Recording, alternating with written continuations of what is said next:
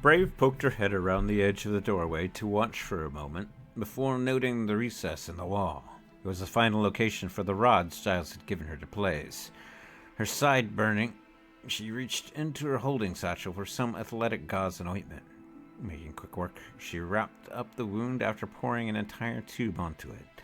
The medicine was meant for simple surface scrapes and burns incurred from parkour races, but a fair amount of it should help heal her up enough to get her back in the fight. Before darting inside, she noticed webbing on the ground from Aurora Marina. The spider had left a booby trap for the Admiral, which Brave did not want to wreck. It might be handy if they needed to make a quick exit from the room. If her webs were as strong as the spider wranglers she had faced in competition, there was no easy way for anyone to escape it. Slowly, she looked back into the room and waited for a chance to make a run for the recess. In her mind, she wondered if the actual world would have people in it in the room waiting to help contain whatever situation was running rampant. The whole thing was difficult to wrap her head around, but she shook off the confusion to focus on the necessary task. Aurora was clinging to a wall high above the Admiral near the walkway, which had been partially ruined. The Gentian, as she had been designated by her pursuer, floated above them all. The Admiral was glaring, and not the strange being standing next to the recess containing the housing unit.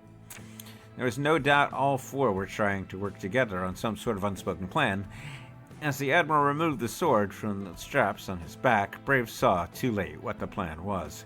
"No!" she screamed as Never pulled up on the switch at the end of the walkway. In an instant, the Admiral, having a full grip on his sword, found himself yanked backward toward the very recess which Brave needed to utilize to disperse the hollow. The odd figure that had been standing beside the recess was now opposite Brave, outside the door. "We needed what was now behind that sword," she said, sighing. "At present, that is not possible," the figure said. "We must depart and return when we can safely access the recess once more." The others exited the room, causing Brave to swear under her breath. Aurora looked confused for a moment before motioning them all to follow her. "Whatever is wrong, we can discuss it along the way," Aurora said, as she noted Brave's expression. "But I can stop all of this," Brave said. "I just need access to—" There was a loud roar as something exploded from the room. Looking as the door closed it off, Brave saw that the Admiral had taken to wrecking the controls for the recess that was holding his sword. Rolling her eyes, she followed as the others rushed away, deeper into the strange echo of reality they called home. Shiguma and Mark were paused in the descent as they looked down into the gaping maw of something at the bottom of the series of steps. Teeth and tentacles waved around, looking for anything to snatch at. There had been a pair of one-eyed cat-like beings trying to attack the creature, but it had made quick meal of them. "I take it you have no idea what that thing is?" Shiguma asked as Mark, who shook his head in obvious horror. "Great.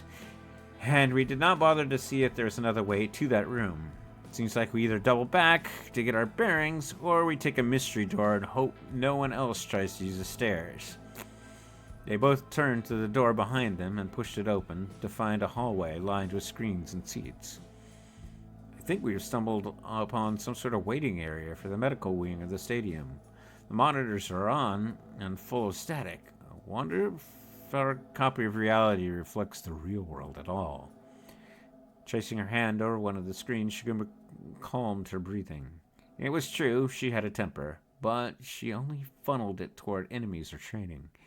In the hollow, she had not had time to process any of the events leading to her arrival in the Noir landscape. Odd, her first thoughts were not of fighting, though, but of her parents and how they might have found her current situation. "I once spent a month unconscious in a hospital," she said as they looked for another way down. "My mother and father waited, became friends with the staff, and even helped with security rounds while I was laid up. Never thought about their view of the whole ordeal. I bet the late nights were a lot like this hallway is now." "My parents passed away a long time ago," Mark told her. "The sucky part of being given a long lifespan is that you outlive a lot of friends and family. Funny, We humans always dreamed of living forever, but achieving that has severe consequences. How do you do it? Make friends knowing you might see them grow old and move on. For me, it's just too much. I have not experienced that, Shiguma said. Granted, I am over 9 decades in age, but most of my friends are older than me. Lucky you. I think I am, yes, and so are you. How can you say that? You are one of the few remaining beings that can remember life on Earth, Shiguma said. You have outlived more than one generation that was born after being recovered to mourn. Oh, this is making me feel so much better. Holding up a hand, she continued. You have seen humanity move on from being a self-centered culture to one that embraces the ideals of other worlds and lifestyles. You have seen history that others of your kind can merely record and pass on. And I am guessing you have indeed watched some you care for pass on. That should give you both sadness and joy. Joy? They shared their love with you, and you get to carry it on. Make it a part of who you are. At least, if you will allow it in, that is. And with that, I will see you all in the near future, and thank you for listening.